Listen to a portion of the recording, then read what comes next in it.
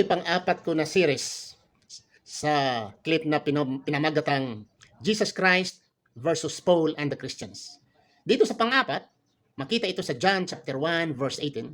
It says, "No one had ever seen God at any time." Walang nakakita sa Diyos kailanman. Walang nakakita sa Diyos. Yan ang sabi ni Kristo. John 1:18. Pero sa mga Kristiyano, hindi. Ang nakakita sa anak, nakakita sa ama. Dahil si Kristo, ang mukha ng Diyos. Larawan ng Diyos si Kristo. Ang tanong naman, ano kayang larawan nakita nila?